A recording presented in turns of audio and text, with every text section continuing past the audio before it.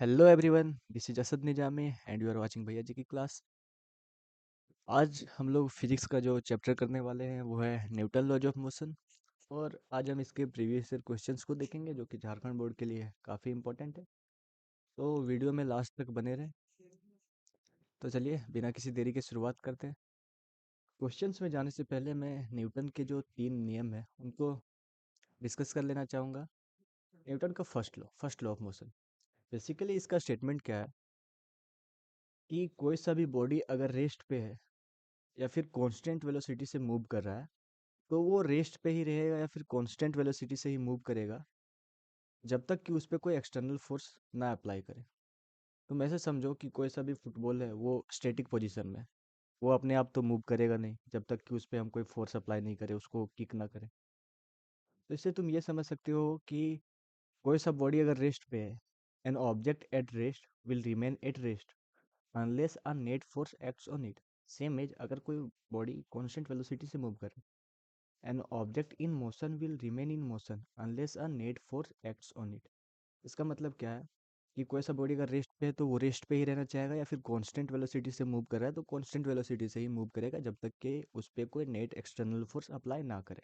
ये तो इसका स्टेटमेंट है। लेकिन अगर इस तरह के इसके हम मैथमेटिकल देखें, क्या है मैथमेटिकल फंक्शन, तो वो समझना। बेसिकली इसमें ये बोला गया है कि अगर नेट फोर्स जीरो है, किसी बॉडी पे अगर मेरा नेट फोर्स जीरो है, हम किसी बॉडी पे फोर्स अगर अप्लाई नहीं कर रहे हैं तो उसका जो एक्सेलरेशन नेट है, ए नेट, वो जीरो है। एक्सेलरेशन जीरो है, इससे तुम ये समझ सकते हैं कि अगर वो बॉडी रेस्ट पे है तो रेस्ट पे ही रहेगा, कांस्टेंट वेलोसिटी में है तो कांस्टेंट वेलोसिटी से ही मूव करेगा। मतलब वेलोसिटी चेंज नहीं हो रहा है। और वेलोसिटी को ही चेंज होना एक्सेलरेशन बोलते हैं। वेलोसिटी अगर चेंज नहीं हो रहा है तो एक्सेलरेशन जीरो होगा। वही सेम चीज़ यहाँ लिखा हुआ, if F net is equal to zero then a net is equal to zero. ये तुम्हारा first law of motion. First law of motion में तुमको बेसिकली किस टाइप के न्यूमेरिकल मिलेंगे वो देखो। मान लो इस तरह का क्वेश्चन दिखे, इसमें लिखा हुआ है three forces acting on a body are shown in the figure to have the resultant force only along y direction. इसमें बोला है कि रिजल्टेंट फोर्स सिर्फ वाई डायरेक्शन में हो। Resultant force only along the y direction, the magnitude of the minimum additional force needed is. सबसे पहले अगर इस तरह का क्वेश्चन दिया रहे तो इसको तुम ऐसे समझना, सिंपल वे में ऐसे समझो कि इसको हमेशा कंपोनेंट में तुम तोड़ा करो। तुम पहले इसमें जाने से पहले समझो, मान लो कोई सा भी फिजिकल क्वांटिटी है जिसका मैग्नीट्यूड एक्स है। अगर वो बेस से थीटा एंगल बना रहा है तो ये जो वेक्टर होता है वो एक्स कोस थीटा हो जाता है। और ये जो परपेंडिकुलर वेक्टर होता है ये एक्स साइन थीटा होता है। तुम यहाँ से इसको ऐसे समझ सकता है, ये वाले क्वेश्चन में देखो, ये 1 न्यूटन है, 60 डिग्री का एंगल बना रहा है। तो एक्स में अगर कंपोनेंट टूटेगा तो क्या हो जाएगा, 1 cos 60 डिग्री। और ये परपेंडिकुलर में क्या हो जाएगा, 1 sin 60 डिग्री। सेम एज ये 4 न्यूटन का देखेंगे, 4 न्यूटन वाई एक्सिस से 30 डिग्री बना रहा है तो इधर क्या हो जाएगा, 4 cos 30 डिग्री। और ये परपेंडिकुलर के क्या हो जाएगा, 4 sin 30 डिग्री। ये और ये जो है अपोजिट एंगल्स है तो ये क्या हो जाएगा, ये भी 30 डिग्री हो जाएगा। और ये क्या हो जाएगा फिर से 60 डिग्री। ये टू इससे एक्स एक्सिस से 60 डिग्री बना रहा है तो क्या हो जाएगा, ये 2 cos 60 डिग्री। और ये इसके परपेंडिकुलर में तो क्या हो जाएगा, 2 sin 60 डिग्री। इसको हम सिंपली लिख देते हैं पहले, यहाँ पे एक्स एक्सिस में कौन कौन सा फोर्स है, इधर है 1 cos 60 degree plus 2 cos 60 degree positive x x में। फिर नेगेटिव एक्स एक्सिस में क्या है, 4 sin 30 डिग्री।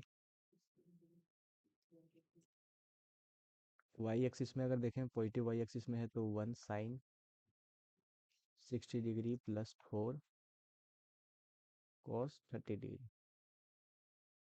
इधर भी देखें अगर हम तो ये क्या है, 2 sin 60 डिग्री। अब इसमें बोला है कि नेट फोर्स जो है वो वाई में रहना चाहिए, वाई डायरेक्शन में रहना चाहिए नेट फोर्स। इसका मतलब क्या है, वाई को तुम छोड़ो हटाओ, वाई को रहने दो जैसा है। तुमको एक्स का नेट फोर्स जीरो करना है। तुम एक्स में फोर्स देख लो पहले, ये क्या हो जाएगा, 1 इंटू cos 60 हो जाएगा 1/2 प्लस 2 इंटू 1/2। ये 1 हो जाएगा, 1 प्लस 1/2 3/2 न्यूटन हो जाएगा इधर। और ये 4 × 1/2 साइन 30 डिग्री का वन वैल्यू 1/2 होता है, तो इधर ये 2 न्यूटन हो जाएगा। अगर हम इसको सॉल्व करें, ये 2 न्यूटन इधर है नेगेटिव एक्स एक्सिस में, और इधर 3/2 न्यूटन है। तो अगर नेट फोर्स देखेंगे तो इधर 0.5 न्यूटन है एक्स एक्सिस में। अब बोला है कि नेट फोर्स सिर्फ वाई एक्सिस में रहना चाहिए, तो नेट फोर्स जो वाई एक्सिस में है उसको रहने दो। एक्स एक्सिस का नेट फोर्स हमको जीरो करना है। अगर जीरो करना है तो हम देख रहे हैं कि नेट फोर्स जो एक्स में एक्ट हो रहा है या फिर लग रहा है वो 0.5 न्यूटन है। अगर हम सेम मैग्नीट्यूड का फोर्स अपोजिट डायरेक्शन में अप्लाई कर दे 0.5 न्यूटन का, तो ये एक दूसरे को कैंसिल कर देंगे, तो एक्स में जो फोर्स है वो जीरो हो जाएगा, सिर्फ वाई में फोर्स बचेगा। तो इस तरह से हम समझ सकते हैं कि इसका जो आंसर होगा वो 0.5 न्यूटन हो जाएगा। और इस तरह का क्वेश्चन दिया रहे तो सबसे पहले उसको ऐसे कंपोनेंट में तोड़ना है और क्वेश्चन में देखना है कि क्या पूछा है। ठीक है। दूसरा क्वेश्चन अगर हम देखें तो दूसरे क्वेश्चन में क्या पूछा है, ध्यान से देखेंगे। तुम लोगों ने अगर वेक्टर पढ़ा होगा तो वेक्टर में पढ़ा होगा triangle of vector addition, vector A, vector B. जो सी होता है वो ऐसे होता है, सी टेल को टेल से और हेड को हेड से कनेक्ट करते हैं, और ये सी जो होता है वो रिजल्टेंट वेक्टर होता है वेक्टर ए और वेक्टर बी का। ठीक है। इसमें बोला है कि three forces start acting simultaneously on a particle moving with velocity v। v velocity से वो मूव कर रहा था initially. These forces are represented in magnitude and direction by the three sides of a triangle ABC as shown in the figure. The particle will now move with velocity. सबसे पहले हम ये force act कर रहा है तो हम सबसे पहले फोर्स को अगर निकाल ले तो फिर पता चल जाएगा कि एसिलेरेशन किसका है, एसिलेरेशन कितना है। अगर तुम एसिलेरेशन को फाइंड कर लो तो तुम्हारे पास सिंपल काइनेमेटिक्स का जो इक्वेशन है उससे तुम फाइंड कर सकता है कि उसका वेलोसिटी क्या हो जाएगा, v is equal to u plus a t से। ठीक है। तो सबसे पहले हम फोर्स फाइंड करना चाहते हैं। एक फोर्स इस डायरेक्शन में है, ठीक है, फिर ये है फोर्स, और फिर ये है फोर्स। इसमें तुम अगर ट्रायंगल ऑफ वेक्टर एडिशन लगाएगा तो तुम समझो, ये मान लो अगर ए बी वेक्टर है, ये बी सी वेक्टर है, और ये सी ए वेक्टर है, ठीक है, या फिर ये ए वेक्टर है, बी वेक्टर है, ये सी वेक्टर है तुम्हारे लिए। तो हम लोग को एफ नेट जो है वो क्या हो जाएगा, F net is equal to vector A plus vector B plus vector C. ठीक है, ये हम लोग को फाइंड करना है। अब तुम ट्रायंगल ऑफ वेक्टर एडिशन से देख सकता है, मान लो तुम वेक्टर का पढ़ा होगा, मान लो वेक्टर ए ये है, तो नेगेटिव ऑफ वेक्टर ए जो होता है सेम मैग्नीट्यूड का बट अपोजिट डायरेक्शन में, ये नेगेटिव ऑफ ए वेक्टर होता है। सेम एज ये सी वेक्टर है, हमको नेगेटिव ऑफ सी चाहिए तो ये कर देंगे जस्ट अपोजिट, ये नेगेटिव ऑफ सी वेक्टर हो जाएगा। ठीक है। अब हम लोग जानते हैं कि नेगेटिव ऑफ सी जो होता है, नेगेटिव ऑफ सी वेक्टर जो होगा वो ए प्लस बी होगा ट्रायंगल ऑफ वेक्टर एडिशन से। ठीक है। ये इक्वेशन को इसमें रख दो एफ नेट वाले में, F net is equal to vector A plus vector B plus vector C. Vector A plus vector B क्या है, negative of vector C plus vector C. F net क्या हो गया, minus C plus C, zero हो जाएगा। और अगर F net zero है, अभी फर्स्ट लॉ ऑफ मोशन में हम लोगों ने देखा कि अगर नेट फोर्स जीरो है तो उसका एसलेरेशन नेट जो होगा, नेट एसलेरेशन जो होगा वो भी जीरो हो जाएगा। अगर नेट एसलेरेशन जीरो है इसका मतलब क्या है कि जो इनिशियल वेलोसिटी है वही फाइनल वेलोसिटी रहेगा, मतलब वेलोसिटी चेंज नहीं करेगा। अगर एसलेरेशन जीरो है, एसलेरेशन क्या होता है, rate of change in velocity, velocity में चेंज होने की दर को ही एसलेरेशन बोलते हैं। अगर एसलेरेशन जीरो है तो वेलोसिटी में कोई चेंज नहीं होगा। फर्स्ट लो में भी वही देखे है कि अगर कोई बॉडी रेस्ट पे है तो रेस्ट पे ही रहेगा, कांस्टेंट वेलोसिटी से मूव कर रहा है तो कांस्टेंट वेलोसिटी से ही मूव करेगा जब तक कि उस पर कोई फोर्स अप्लाई ना करे।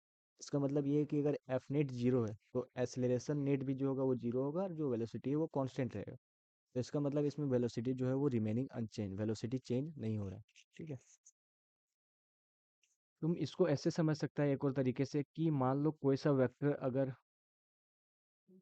इसे क्लोज लूप बना रहा है, vector A vector B vector C, तो इसका जो वेक्टर समेशन होता है, अगर क्लोज लूप बना रहा है तो वेक्टर समेशन जो होता है वो क्या हो जाता है, vector A plus vector B plus vector C is equal to zero. ये हमेशा याद रखना है। या फिर तुम इसको ऐसे समझ सकता है, हमको नेट फोर्स निकालना है तो नेट फोर्स कैसे निकलेगा, सारे फोर्स का एडिशन करेंगे, वेक्टर एडिशन क्योंकि फोर्स जो वेक्टर क्वांटिटी है, तो vector A plus vector B plus vector C की है। अब हम ट्रायंगल ऑफ वेक्टर एडिशन से जानते हैं कि vector A plus vector B ये सी होता है, जो कि टेल टू टेल और हेड टू हेड ज्वाइन करते हैं। वही सेम चीज़ ए, ये बी है और ये सी को नेगेटिव ऑफ सी लेके ये नेगेटिव ऑफ सी जो हो गया वो vector A plus vector B का एडिशन हो गया। अब इस इक्वेशन को इसमें रखें तो नेट फोर्स जीरो आ गया।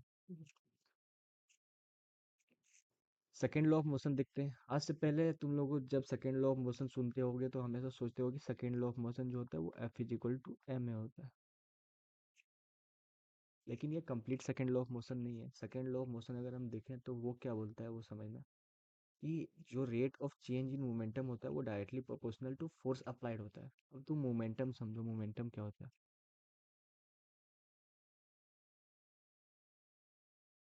मोमेंटम को हम लोग पी से डिनोट करते हैं। और मोमेंटम क्या होता है, ये प्रोडक्ट होता है मास इनटू वेलोसिटी का। मान लो कोई सा भी बॉडी है जिसका मास m है और वो v वेलोसिटी से मूव कर रहा है, तो उसका जो मोमेंटम होता है वो क्या होता है, मास इनटू वेलोसिटी। ठीक है, इसको हम लोग p से डिनोट करते हैं। इसमें बोल रहा है rate of change in momentum, जहाँ रेट आता है मतलब टाइम का कॉन्सेप्ट आ रहा है, rate of change in momentum मतलब dp बाय dt। ठीक है, ये directly proportional to force applied. ये जो है directly proportional to force applied है। ठीक है, जब प्रोपोर्शनलिटी ये साइन हटाते हैं तो एक कांस्टेंट आता है जिसका वैल्यू वन होता है, F is equal to D P by D t. ये सेकेंड लॉ ऑफ मोशन है तुम्हारा। ठीक है, इससे अभी देखो कैसे ड्राइव होता है F is equal to m, F is equal to d upon d t. Momentum क्या है, पी क्या है, मास इंटू वेलोसिटी। ठीक है, अब मान लो कोई सा भी बॉडी मूव कर रहा है एम मास का, तो उसका मास तो कांस्टेंट रहता है। ठीक है, तो मास अगर कांस्टेंट है तो उसको डिफरेंशिएशन से हम लोग बाहर लाते हैं। मान लो हमको 4t का डिफरेंशिएशन करना है तो 4 को बाहर लाते हैं और t का डिफरेंशिएशन करते हैं t के रिस्पेक्ट में, तो वो 1 हो जाता है। ऐसे समझा। तो मास अगर कांस्टेंट है तो मास को हम बाहर लाएंगे और dv बाई dt इसको इंटीग्रेट करेंगे, डिफरेंशिएट करेंगे। और तुम लोगों ने काइनेमेटिक्स में पढ़ा होगा कि dv बाई dt जो होता है rate of change in velocity है, ये बेसिकली वो होता है एक्सेलरेशन। तो हम लोग यहाँ से फाइंड कर सकते हैं f is equal to M A. Second law of motion है basically, f is equal to M A.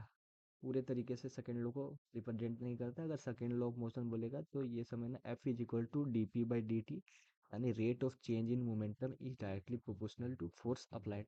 Directly proportional का मतलब क्या होता है, एक चीज अगर बढ़ेगा तो दूसरा चीज भी बढ़ेगा। इसका मतलब ये है कि अगर चेंज इन मोमेंटम बढ़ेगा, फोर्स अगर किसी बॉडी पे हम अप्लाई करें वो अगर बढ़ेगा तो rate of change in momentum भी बढ़ेगा। तो वैसे समझो, मान लो कोई सा भी ब्लॉक है एम मास का, इस पे हम फोर्स अप्लाई कर रहे हैं। अगर हम ज़्यादा फोर्स अप्लाई करते जाएंगे तो इसका वेलोसिटी जल्दी जल्दी बढ़ेगा, मतलब rate of change in momentum जो होगा वो ज़्यादा होगा, ज़्यादा फोर्स अप्लाई करेंगे। ठीक है, इसको तुम ऐसे समझ सकते थे। यहाँ से भी ऐसे समझ सकता है, final moment change in momentum final momentum minus initial momentum upon time. Final momentum क्या हो जाएगा, mass into final velocity M भी, mass into initial velocity initial momentum M you.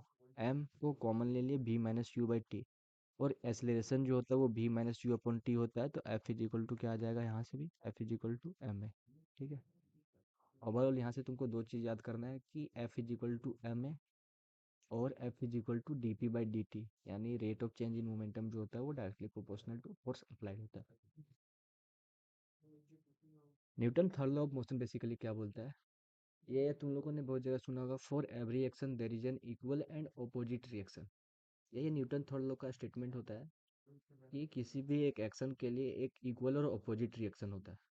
तुम इस फिगर से समझो, मान लो कोई सा टेबल है उस पे एक बुक रखा हुआ है, तो ये बुक टेबल पे जो है, टेबल पे एक डाउनवर्ड डायरेक्शन में फोर्स लगाएगा, रिएक्शन फोर्स।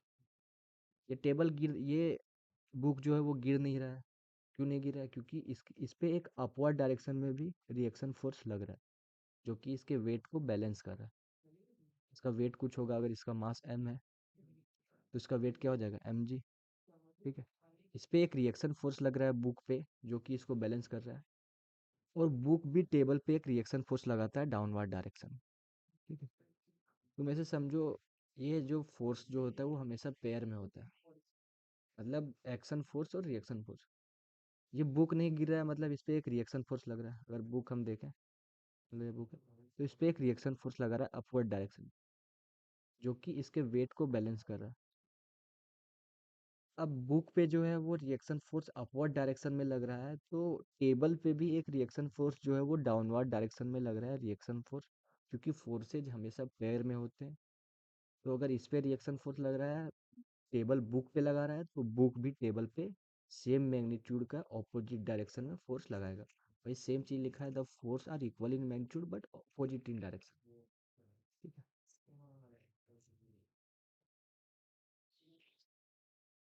चलिए प्रीवियस ईयर क्वेश्चंस को देखते हैं। ये झारखंड बोर्ड में 2024 का सवाल है। इसमें क्या बोला है, a ball of mass m strikes a rigid wall with velocity u and rebounds with the same speed. कोई सा भी रिजिड वॉल है, बोल रहे हैं कि बॉल है जिसका मास m है, वो u वेलोसिटी से जा रहा है, उसको हीट कर रहा है। ठीक है। रिबाउंड मतलब सेम डायरेक्शन में वो सेम स्पीड से वापस आ रहा है, मतलब इसी डायरेक्शन में u वेलोसिटी से ये वापस आ रहा है। ठीक है। अब तुम समझो, अभी तुम लोग को बताया था कि वेक्टर ए अगर इस डायरेक्शन में वेक्टर ए है, तो नेगेटिव ऑफ ए क्या होता है, same magnitude but opposite in direction. ठीक है। तो ये जो u है वो बेसिकली क्या है, नेगेटिव ऑफ u है। ये अगर इस डायरेक्शन में u है, तो ये क्या है, नेगेटिव ऑफ u है। ठीक है। इसमें पूछा है कि इम्पल्स क्या होता है। तुम सबसे पहले समझना इम्पल्स क्या होता है। इम्पल्स होता है चेंज इन मोमेंटम।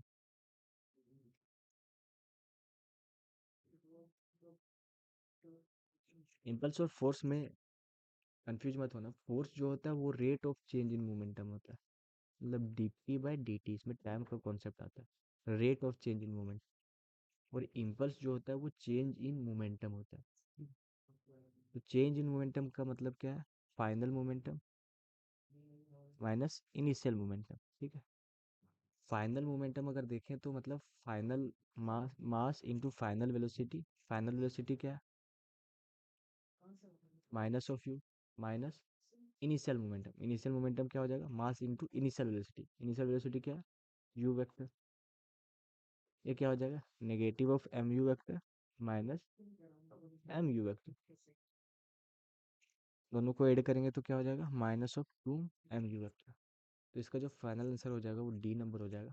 इससे तुम ये चीज़ समझो, इम्पल्स क्या होता है। इम्पल्स जो होता है वो चेंज इन मोमेंटम होता है, यानी final momentum minus initial momentum. Final momentum क्या हो जाएगा, mass into final velocity minus mass into initial velocity. Initial velocity जो है वो हमारा यू वेक्टर है, final velocity negative of you vector है, क्योंकि ये सेम स्पीड से ऑपोजिट डायरेक्शन में वापस आ रहा है। स्पीड जो होता है वो स्केलर क्वांटिटी होता है, लेकिन वेलोसिटी जो होता है वो वेक्टर क्वांटिटी होता है, इसमें डायरेक्शन भी शो करना पड़ेगा। इसका मतलब ये है कि वेक्टर u अगर ऐसे है, वो सेम स्पीड से इधर वापस आ रहा है, तो ये नेगेटिव ऑफ यू वेक्टर होगा। मतलब final velocity negative of you vector है, इनिशियल वेलोसिटी यू वेक्टर है। वही सेम चीज़ था। यहाँ से दो चीज़ समझना, दो तीन चीज़ समझो ऑब्जेक्टिव के लिए जो कि इंपॉर्टेंट है। तुम लोग को अभी बताया कि मोमेंटम जो होता है वो क्या होता है, मास इनटू वेलोसिटी। ठीक है। अगर इसका एसआई यूनिट पूछेगा तो क्या होगा, मास का एसआई यूनिट क्या होता है, केजी। और वेलोसिटी का एसआई यूनिट जो होता है वो होता है मीटर पर सेकेंड। ये तुम्हारा एसआई यूनिट हो जाएगा। मान लो डायमेंशनल फॉर्मूला पूछेगा तो क्या होगा, मास का डायमेंशनल फॉर्मूला जो होता है वो m होता है, और वेलोसिटी का डायमेंशनल फॉर्मूला क्या होता है, LT-1। तो ये फाइनल क्या हो जाएगा, ML T-1। इसका डायमेंशनल फॉर्मूला हो जाएगा। अगला क्वेश्चन देखिए, इसमें पूछा है which of the following is known as the law of inertia. में एक चीज बताना भूल गए थे, फर्स्ट लॉ ऑफ मोशन को ही हम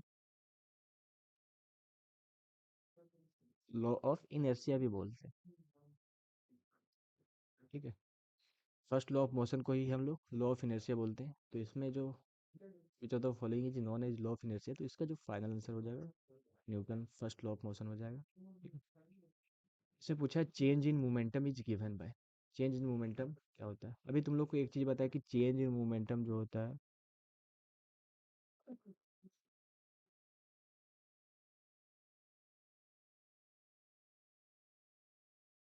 वो इम्पल्स होता है। ठीक है।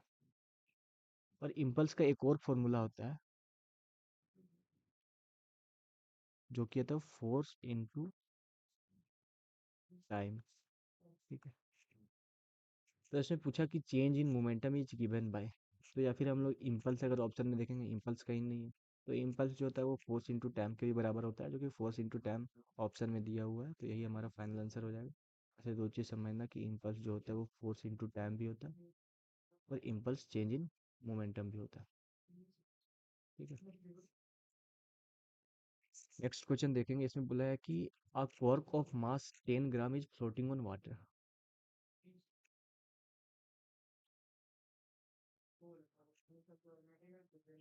मान लो ये वाटर है, इसे बोल रहा है कोई सा भी कॉर्क जो है जिसका मास जो है वो 10 ग्राम है, वो वाटर पे फ्लोट कर रहा है। ठीक है। The net force acting on the cork is, कोई सभी बॉडी जो होता है किसी जिसका मास होता है वो उसका वेट डाउनवर्ड डायरेक्शन में सेंटर ऑफ अर्थ की तरफ लगता है, जो कि mg के बराबर होता है। ठीक है। mg के बराबर होता है। अब ये फ्लोट कर रहा है मतलब ये स्टेशनरी पोजीशन में है। स्टेशनरी पोजीशन में है मतलब इसका जो वेलोसिटी है, एक्सेलरेशन है, वो जीरो है। इसका मतलब क्या है, इस पे नेट फोर्स जो है वो जीरो है। नेट फोर्स जीरो, यहाँ तो सिंपल समझ गए कि अगर वो फ्लोट कर रहा है उस पर कोई फोर्स नहीं लग रहा है। अगर ये mg सिर्फ लगता तो वो सीधा डाउनवर्ड डायरेक्शन में ये डूब जाता, लेकिन इस पे कुछ बायन्सी फोर्स लग रहा है। बायन्सी फोर्स लग रहा है जो कि इसको फ्लोट करके रखा हुआ है, और ये बायन्सी फोर्स ही mg के बराबर है, तभी ये इसको बैलेंस कर रहा है। ये फ्लोट कर रहा है वाटर में, इसका मतलब क्या है, नेट फोर्स जो कॉर्क पे लग रहा है वो जीरो है। और जीरो कैसे हो रहा है वो समझो, अगर इस पे सिर्फ mg लगता तो ये डूब जाता वाटर में, लेकिन ये डूब नहीं रहा है, मतलब इस पे कोई और सा फोर्स लग रहा है जो कि बायन्सी फोर्स होता है वाटर के केस में। ये बायन्सी फोर्स बेसिकली mg को बैलेंस करता है, और ये जो कॉर्क है वो बैलेंस रहता है, फ्लोट करने लगता है। तो इस पे अगर हम नेट फोर्स देखेंगे तो वो जीरो हो जाएगा। ठीक है।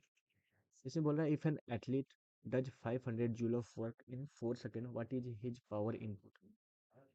तुम लोग पावर का फॉर्मूला बहुत पहले से पढ़ा होगा 10 क्लास में भी, कि पावर जो होता है वो क्या होता है, रेट ऑफ वर्क डन होता है, work done per unit time.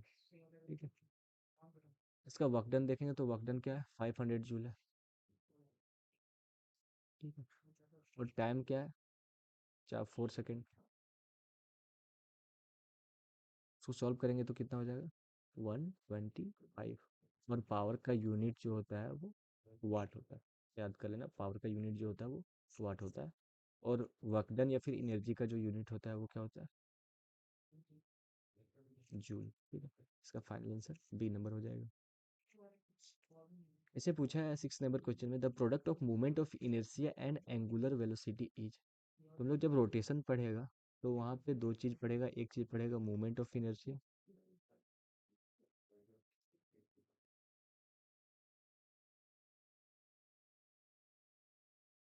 इसको हम लोग आई से डिनोट करते हैं। दूसरा चीज पढ़ेगा angular velocity. Angular velocity circular motion में पढ़ते हैं। एंगुलर वेलोसिटी क्या होता है, तुम समझो मान लो कोई सा ऑब्जेक्ट अगर लीनियर पाथ में ट्रेवल कर रहा है, लीनियर पाथ ट्रेवल कर रहा है, तो वो क्या होता है, लीनियर वेलोसिटी, जो उसका वेलोसिटी होता है। वही सेम चीज अगर सर्कुलर वे में रोटेट कर रहा है, तो उसमें देखो दो चीज होता है, डिस्प्लेसमेंट जो होता है लीनियर डायरेक्शन में, अगर कोई चीज मूव करता है तो डिस्प्लेसमेंट, वेलोसिटी, एक्सीलरेशन होता है। वही सेम चीज अगर सर्कुलर मोशन में रोटेट करता है तो उसी के एनालॉग जो डिस्प्लेसमेंट होता है वो एंगुलर डिस्प्लेसमेंट होता है, वेलोसिटी जो होता है वो एंगुलर वेलोसिटी होता है, और एक्सेलरेशन एंगुलर एक्सेलरेशन होता है। इसमें एंगुलर डिस्प्लेसमेंट जो बेसिकली होता है वो होता है एंगल ट्रेवल। ये जो एंगल ट्रेवल कर रहा है, मान लो कोई सा बॉडी ए से बी ट्रेवल किया, तो ये एंगुलर डिस्प्लेसमेंट जो होता है वो थीटा हो जाता है। एंगुलर वेलोसिटी को हम लोग ओमेगा से डिनोट करते हैं, जो कि होता है थीटा बाई टी। इतने टाइम में कितना एंगुलर डिस्प्लेसमेंट, वो rate of change in angular displacement, वो होता है एंगुलर वेलोसिटी। कितने टाइम में वो कितना एंगल ट्रेवल कर रहा है। तो इसमें पूछा है कि मूवमेंट ऑफ इनर्शिया और एंगुलर वेलोसिटी का प्रोडक्ट क्या होता है। हम लोग को अभी दो एक चीज बताए थे कि मोमेंटम जो होता है वो मास इनटू वेलोसिटी होता है। ठीक है, बताए थे। अगर तुम रोटेशन में देखेगा तो रोटेशन में मास को मूवमेंट ऑफ इनर्शिया की तरह ट्रीट करते हैं, मतलब तुम एक तरह से समझो कि उसके एनालॉग मूवमेंट ऑफ इनर्शिया है। और उसमें पूछा है मूवमेंट ऑफ इनर्शिया और एंगुलर वेलोसिटी का प्रोडक्ट क्या है, ठीक है। तो एक टाइप से समझो ये मास के एनालॉग है, वेलोसिटी के एनालॉग है। मास इंटू वेलोसिटी, मोमेंटम होना चाहिए, लेकिन अगर लीनियर पाथ में ट्रेवल करता तो वो लीनियर मोमेंटम हो जाता। ये सर्कुलर पाथ रोटेशन के लिए है, तो इस केस में एंगुलर मोमेंटम आ जाएगा। ये क्या हो जाता है, एंगुलर मोमेंटम हो जाता है। इसको हम लोग एल से डिनोट करते हैं। तो इससे दो चीज़ समझ लेना कि एंगुलर मोमेंटम जो होता है वो क्या होता है, moment of inertia into angular velocity होता है। दूसरा चीज़ ये समझो, कोई सा भी पाथ अगर लीनियर पाथ में ट्रेवल कर रहा है, कोई सा भी पार्टिकल, तो उससे जो फिजिकल क्वांटिटी रिलेट होता है वो क्या होता है, डिस्टेंस, डिस्प्लेसमेंट, वेलोसिटी, एक्सीलरेशन। लेकिन वही चीज़ अगर सर्कुलर पाथ में रोटेट करने लगे या फिर सर्कुलर पाथ में ट्रेवल करे, तो डिस्प्लेसमेंट के एनालॉग जो होता है वो होता है एंगुलर डिस्प्लेसमेंट, कितना एंगल ये ट्रेवल किया। वेलोसिटी के एनालॉग होता है एंगुलर वेलोसिटी, जिसको ओमेगा से डिनोट करते हैं। अगर लीनियर वेलोसिटी अगर हम देखें, लीनियर वेलोसिटी क्या होता है, डिस्प्लेसमेंट बाय टाइम होता है, कितना डिस्प्लेसमेंट ट्रेवल कर रहा है कितने टाइम। तो वही सेम चीज़ है, एंगुलर वेलोसिटी क्या होता है, एंगुलर डिस्प्लेसमेंट अपॉन टाइम, ठीक है। एंगुलर डिस्प्लेसमेंट अपॉन टाइम, तो ये एंगुलर वेलोसिटी हो जाता है, जो वेलोसिटी के एनालॉग होता है। ये मास के एनालॉग है या वेलोसिटी के एनालॉग। हम लोग जानते हैं मोमेंटम जो होता है वो मास इंटू वेलोसिटी है, ये भी मास इंटू वेलोसिटी है, लेकिन रोटेशन के केस में, यानी एंगुलर मोमेंटम। इसका जो फाइनल आंसर हो जाएगा वो एंगुलर मोमेंटम हो जाएगा। नेक्स्ट क्वेश्चन अगर हम देखेंगे, इसमें पूछा what is the moment of inertia of a solid cylinder of mass m and radius r about its own axis. ये जब रोटेशन पड़ेगा तब तुम लोग अच्छे से पढ़ेगा क्या होता है।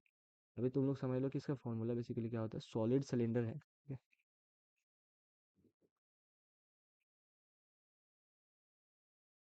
उसके एक्सिस के अबाउट मोमेंट ऑफ इनर्शिया जो होता है वो क्या होता है, मान लो इसको इस एक्सिस में रोटेट करें तो इसका मास के एनालॉग जो टर्म होता है वो मोमेंट ऑफ इनर्शिया होता है, जो कि रोटेशन इफेक्ट, जो रोटेशन हो रहा है, मान लो कोई सा बॉडी अगर रोटेट कर रहा है तो उसको अपोज करेगा। तो उसी फिजिकल क्वांटिटी को हम लोग मोमेंट ऑफ इनर्शिया बोलते हैं, जो कि मास के एनालॉग होता है। तुम यहाँ से ये समझ लो कि सॉलिड सिलेंडर का जो मोमेंट ऑफ इनर्शिया होता है सॉलिड सिलेंडर का, वो हो जाता है हाफ mr²। ये तुम लोग रोटेशन में पढ़ेगा, अभी बस फॉर्मूला याद कर लो, तुम लोग का ऑब्जेक्टिव के लिए एग्जाम होगा तो। जैसे पूछा है rotational kinetic energy is equal to, अभी तुम लोग को दो चीज़ बताए थे। तुम लोग अगर सिंपल कोई सा बॉडी अगर लीनियर डायरेक्शन में ट्रेवल कर रहा है तो काइनेटिक एनर्जी का जो फॉर्मूला होता है वो क्या होता है, half into mass into velocity का स्क्वायर। ये तुम लोग पढ़ा होगा हर जगह, हाफ mv² जो होता है वो काइनेटिक एनर्जी होता है। इसमें पूछा रोटेशनल काइनेटिक एनर्जी क्या होता है। तुम यहाँ से ये समझ सकते हैं, अभी तुम लोग को बताया कि मास के एनालॉग के जो टर्म होता है वो मूवमेंट ऑफ इनर्शिया होता है, ठीक है। और वेलोसिटी के एनालॉग जो होता है वो एंगुलर वेलोसिटी होता है, जिसको ओमेगा से डिनोट करते हैं, ठीक है। तो ये अगर काइनेटिक एनर्जी है तो ये क्या हो जाता है, रोटेशनल काइनेटिक एनर्जी, जो कि हाफ I ओमेगा² के इक्वल होता है, ठीक है। तो इसका फाइनल आंसर जो हो जाएगा क्या हो जाएगा, D number.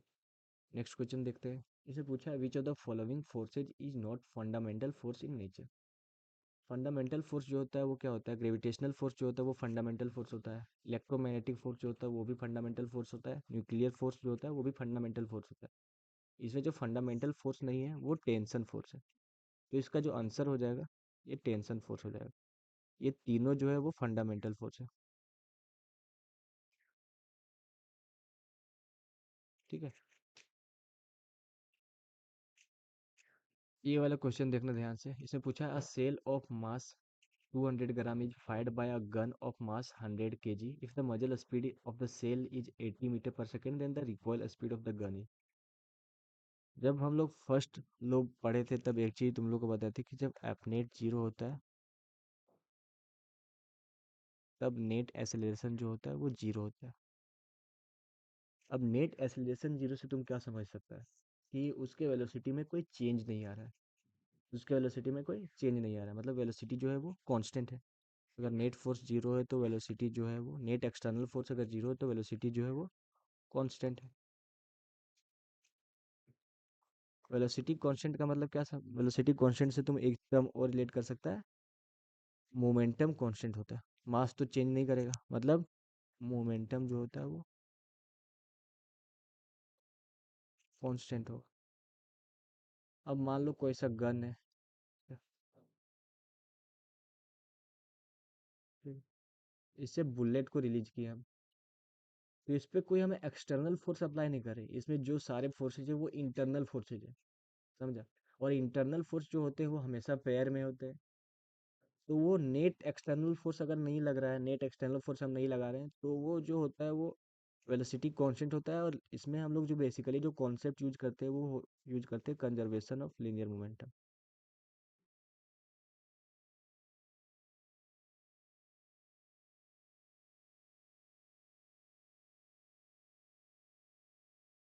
Conservation of linear momentum क्या होगा? इस तरह का क्वेश्चन अगर दिया रहे कि एक गन है जो उसको फायर किया है हम, ठीक है, तो ये बुलेट अगर वी वेलोसिटी से मूव किया, तो ये जो गन है वो उसका रिकॉयल वेलोसिटी कुछ होता है पीछे के डायरेक्शन में, उसका वेलोसिटी क्या होगा? ठीक है। तो इस तरह का क्वेश्चन अगर देगा, तो इस तरह के क्वेश्चन को सॉल्व कैसे करना है conservation of linear momentum concept use करके? तो सिंपल सा p initial is equal to p final कर देना है, मतलब initial momentum is equal to final momentum. समझो कि इनिशियल मोमेंटम क्या है?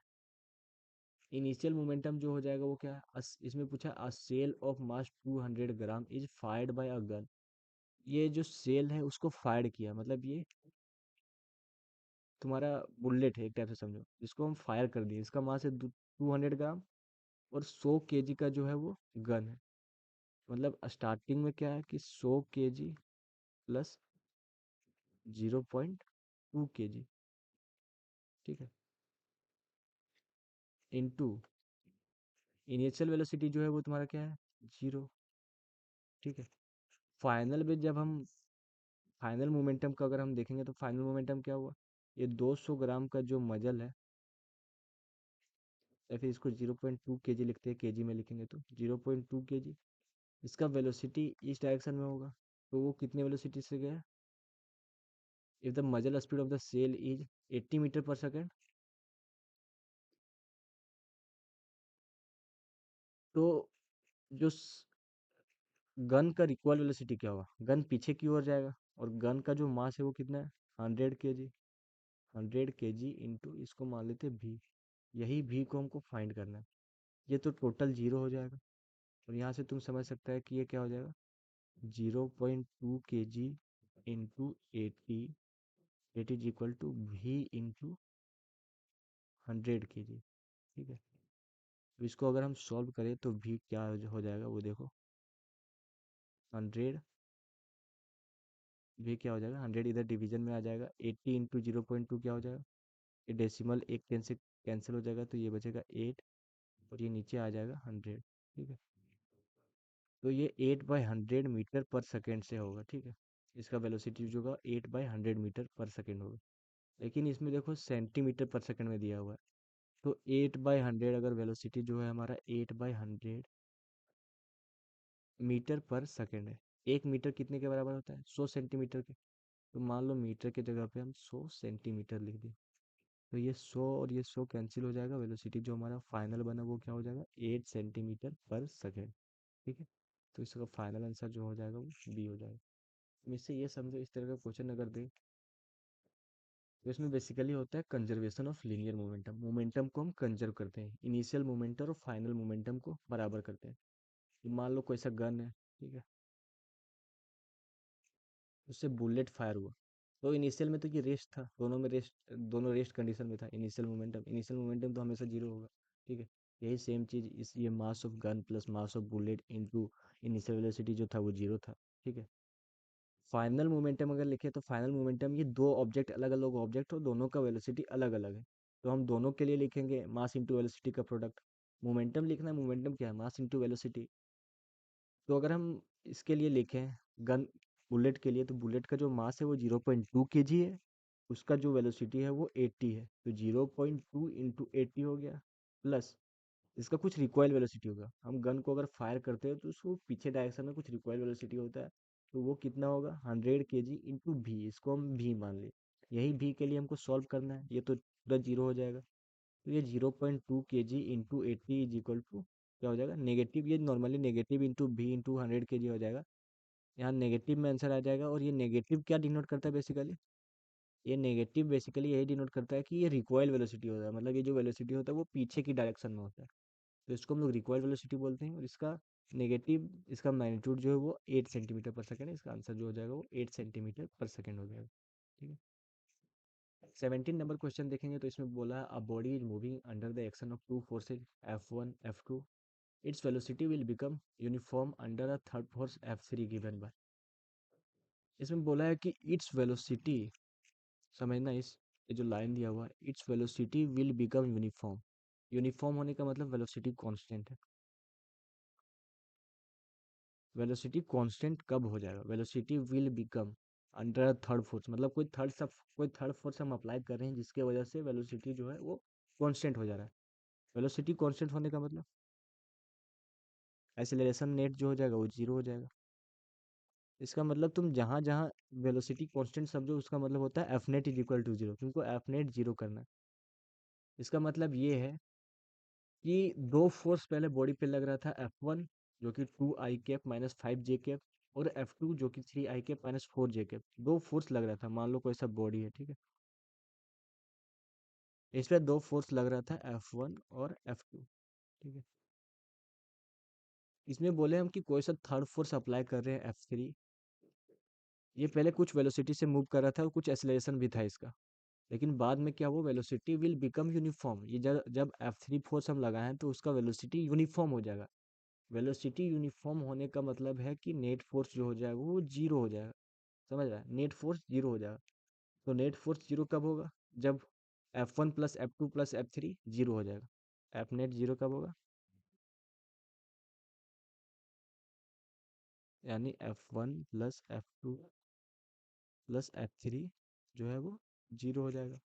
F1 कितना है, 2 i cap minus 5 j cap, ठीक है, प्लस F2 कितना है, 3 i cap minus 4 j cap, plus F3, यही हमको फाइंड करना है कि F3 कितना लगाएंगे कि नेट फोर्स जीरो हो जाएगा और उस बॉडी का वेलोसिटी जो है वो कांस्टेंट हो जाएगा। ठीक है। तो ये कितना हो जाएगा, 2 + 3i कितना हो जाएगा, 5 i कैप, ये -5 j, ये -4 j, ये -9 j हो जाएगा। ठीक है। Plus F3 is equal to zero. अगर F3 हमको फाइंड करना है तो F3 क्या हो जाएगा, ये दोनों उधर नेगेटिव में जाएगा तो प्लस माइनस में हो जाएगा, मतलब -5 i कैप, ये -9 j कैप प्लस में हो जाएगा -5 i cap plus 9 j cap. ये तुम्हारा फाइनल आंसर हो जाएगा कि इतना मैग्नीट्यूड का फोर्स अगर हम F3 पे लगाते हैं तो नेट फोर्स जीरो हो जाएगा, और अगर नेट फोर्स जीरो हो जाएगा तो नेट एक्सेलरेशन भी जीरो हो जाएगा, मतलब वेलोसिटी कांस्टेंट हो जाएगा, वेलोसिटी यूनिफॉर्म हो जाएगा। तो इसका फाइनल आंसर जो हो जाएगा वो क्या हो जाएगा, F3 is equal to -5 i cap plus 9 j cap. ठीक है।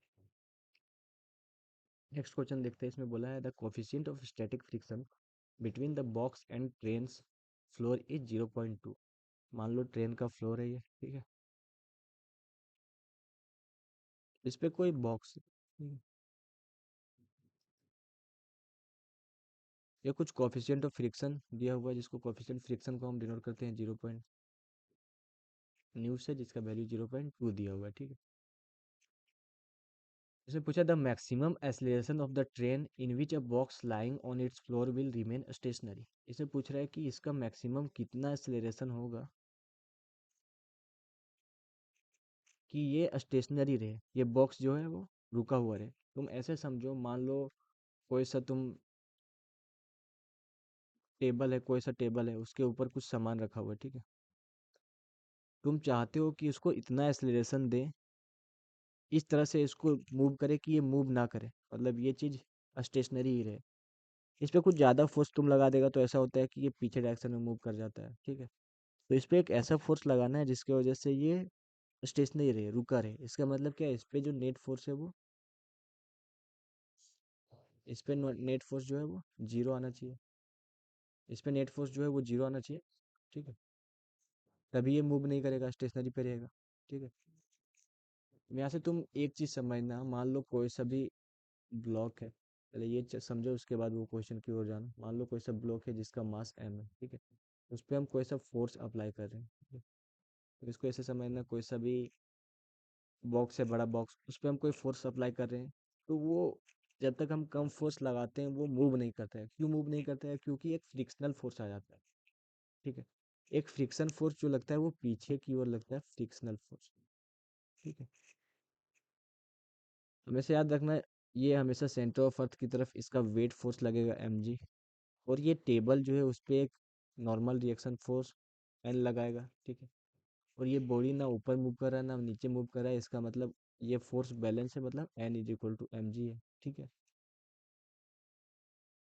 और तुम इससे समझना, फ्रिक्शन फोर्स जो लगता है वो फ्रिक्शन फोर्स क्या होता है? फ्रिक्शनल फोर्स का जो मैक्सिमम वैल्यू होता है उसको हमेशा याद रखना, वो होता है न्यू इनटू जो कोफिशिएंट ऑफ फ्रिक्शन बेसिकली होता है इन दोनों सरफेस के बीच में, इनटू नॉर्मल रिएक्शन जो सरफेस लगा रहा है, दोनों बॉडी के बीच में जो नॉर्मल रिएक्शन लग रहा है, ठीक है?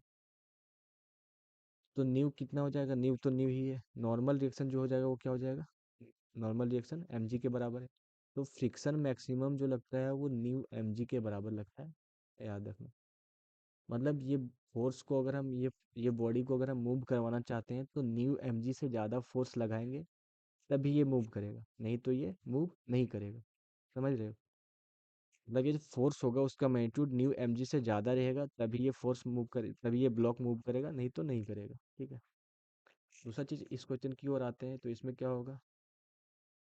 फ्रिक्शन जो होता है वो बेसिकली रिलेटिव मोशन को अपोज करता है। रिलेटिव मोशन को अपोज करता है मतलब जिधर ब्लॉक जाना चाह रहा है उसके अपोजिट डायरेक्शन में एक फोर्स लग जाएगा। अगर दो बॉडी कांटेक्ट में है या फिर दो सिस्टम कांटेक्ट में है, मान लो दो सा बॉडी को ऐसा कांटेक्ट में है, तुम इसे ऐसे समझो, ये दो बॉडी कांटेक्ट में था तो इस पे हम फोर्स लगाएं इस डायरेक्शन में, मतलब बॉडी का टेंडेंसी था कि इस डायरेक्शन में हम मूव करें।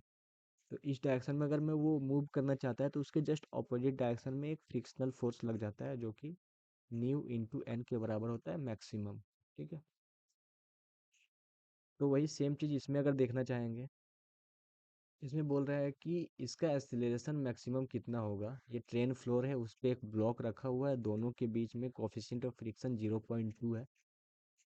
तो इस पे हम मैक्सिमम कितना एक्सीलरेशन होगा कि ये ब्लॉक जो है वो मूव नहीं करेगा। तुम फोर्स के कॉन्सेप्ट से समझना, मान लो इसका मास m1 है, इसका मास m2 है, ठीक है?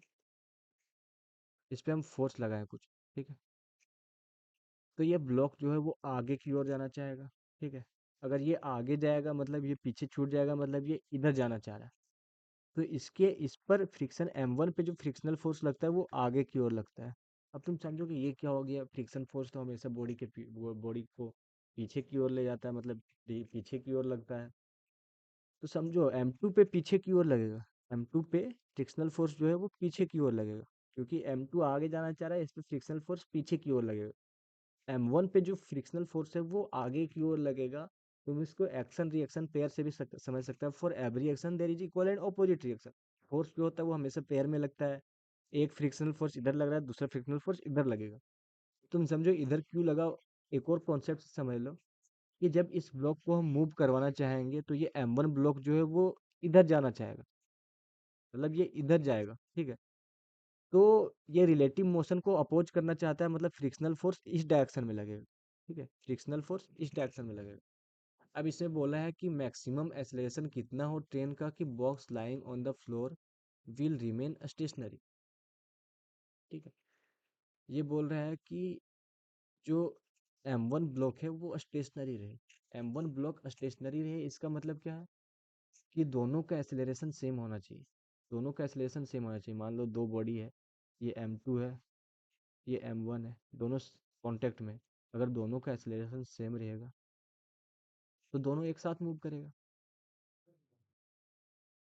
दोनों एक साथ मूव करेगा मतलब ये स्टेशनरी पे रहेगा, इसके रिस्पेक्ट में स्टेशनरी पे ही रहेगा ना।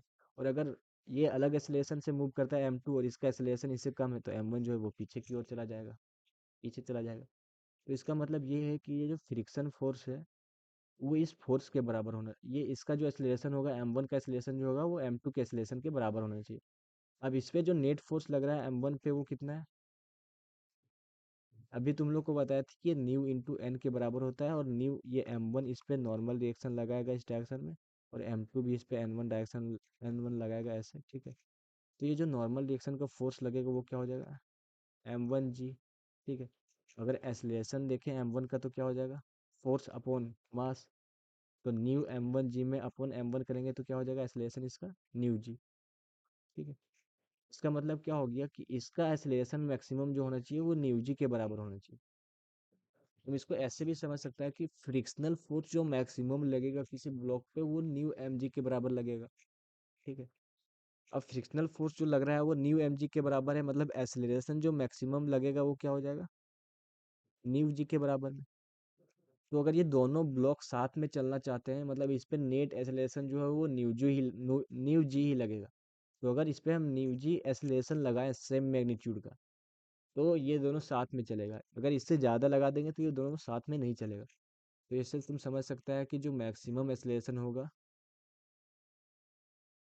वो क्या हो जाएगा, न्यू इंटू जी हो जाएगा। ठीक, अब न्यू का वैल्यू 0.2 है और जी का वैल्यू जो होता है वो 10 हो जाता है। 0.2 इंटू 10 क्या हो जाएगा, 2। इसका फाइनल आंसर हो जाएगा 2 मीटर पर सेकेंड स्क्वायर। ठीक है, इसे बोला था work done by a body against friction always result in. अभी तुम लोग को बताया, मान लो कोई सा बॉडी है, ठीक है, इसका मास m है, इस पे हम फोर्स लगा रहे हैं और कुछ वर्क डन कर रहे हैं। ठीक है, तो इस पे फ्रिक्शनल फोर्स पीछे की ओर लगेगा। ठीक है, तो फ्रिक्शनल फोर्स जब भी किसी बॉडी पे लगता है तो ये उसके वेलोसिटी को डिक्रीज करेगा। वेलोसिटी को डिक्रीज करेगा इन द सेंस, मतलब अगर फ्रिक्शन फोर्स नहीं रहता तो वेलोसिटी का वैल्यू ज़्यादा होता। फ्रिक्शनल फोर्स कम है इसका मतलब तुम ऐसे समझो, मान लो कोई सा स्लिपरी सरफेस है या फिर जिस सरफेस पे ऑयल वगैरह है उस पे हम ब्लॉक आसानी से घिसका सकते हैं, उस पे हम ब्लॉक को आसानी से वेलोसिटी में मूव करवा सकते हैं। तो फ्रिक्शनल फोर्स जो होता है उसका वर्क डन जो होता है वो हमेशा याद रखना लॉस ऑफ काइनेटिक एनर्जी करवाता है, मतलब उसके वेलोसिटी में वो डिक्रीज करवाएगा। वेलोसिटी में डिक्रीज करवाने का मतलब क्या है, काइनेटिक एनर्जी में लॉस करवाना। काइनेटिक एनर्जी क्या होता है, हाफ एम वी स्क्वायर। इसका मतलब क्या हो जाएगा, the work done by a body against friction force always results in loss of kinetic energy. ठीक है, इसमें देखेंगे 15 नंबर क्वेश्चन, इसमें क्या बोला, after terminal velocity is reached the acceleration of a body falling through a viscous fluid is.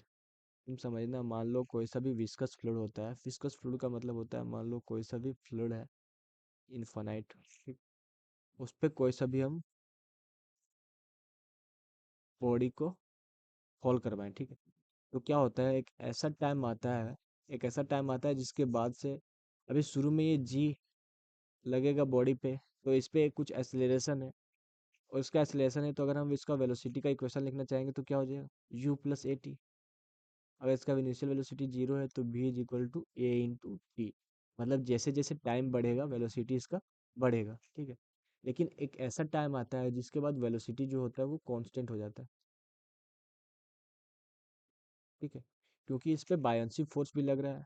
ठीक है, तो बायनसी फोर्स एक टाइम ऐसा आता है जिसको बैलेंस कर देता है, विस्कस फोर्स, एक विस्कस फोर्स लगता है विस्कस फ्लूइड में जो कि इसको बैलेंस कर देता है mg को।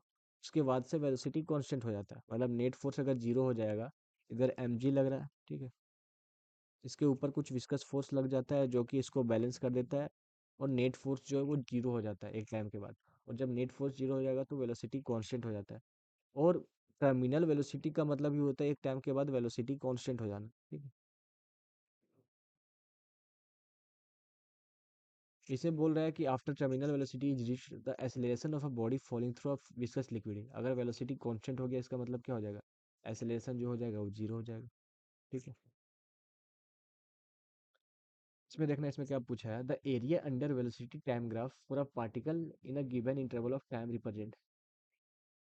Area under velocity time graph क्या होता है, तुम लोग जब काइनेमेटिक्स पढ़ा होगा तब एक इक्वेशन पढ़ा होगा, दो तीन इक्वेशन, कि जो v होता है वो क्या होता है, dx/dt। ठीक है, अगर हम dx को लिखना चाहेंगे तो ये क्या हो जाएगा, v/dt। इसमें x क्या होता है, डिस्प्लेसमेंट होता है, v वेलोसिटी होता है, t टाइम होता है। ठीक है, और इसको हम इंटीग्रेट करना चाहें तो ये क्या हो जाता है, x is equal to integration of v/dt t1 to t2। वही सेम चीज बोला है एरिया। जो इंटीग्रेशन क्या डिनोट करता है, इंटीग्रेशन हमेशा याद करके रखना कि इंटीग्रेशन जो होता है वो हमेशा एरिया डिनोट करता है। ठीक है, अब इसमें क्या बोला है, area under velocity time graph, मतलब वेलोसिटी और टाइम ग्राफ का जो एरिया है in a given interval of time, मतलब t1 to t2, ये क्या डिनोट करता है? डिस्प्लेसमेंट। हमेशा याद रखना, वेलोसिटी टाइम ग्राफ का जो एरिया है, वेलोसिटी टाइम ग्राफ का जो एरिया है,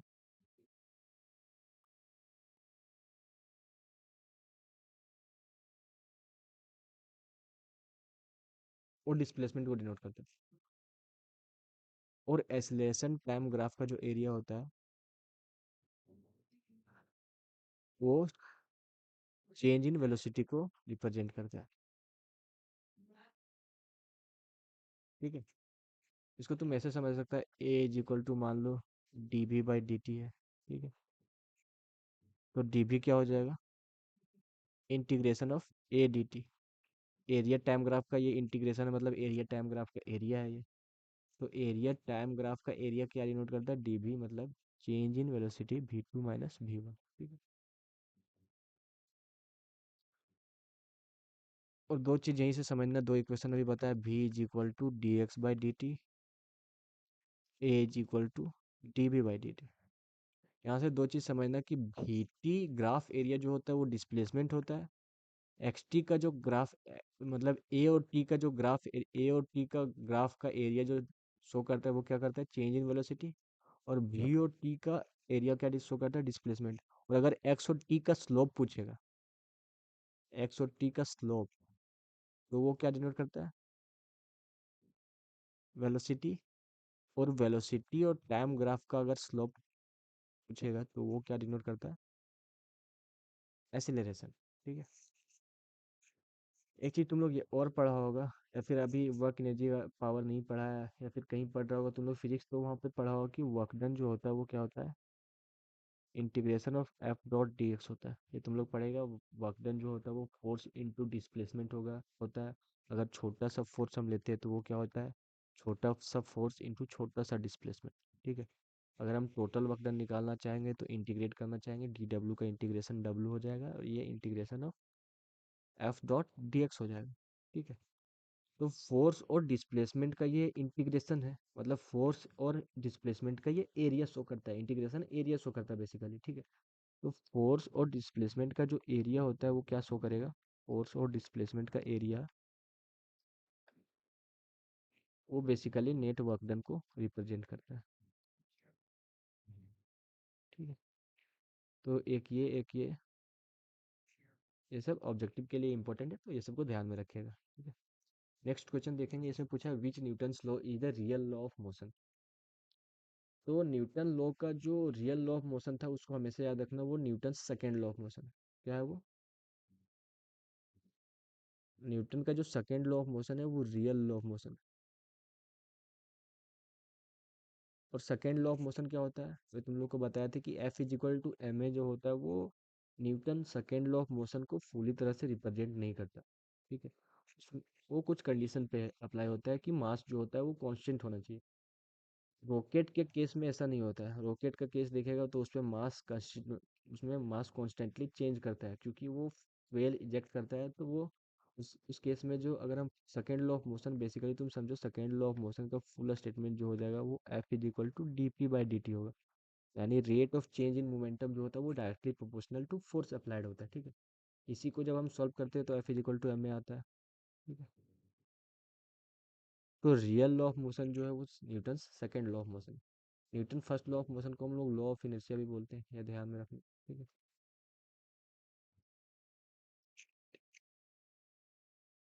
अगला क्वेश्चन देखेंगे। इसमें पूछा था motion of a particle of mass m is described by y is equal to ut plus half gp square, the force acting on the particle is.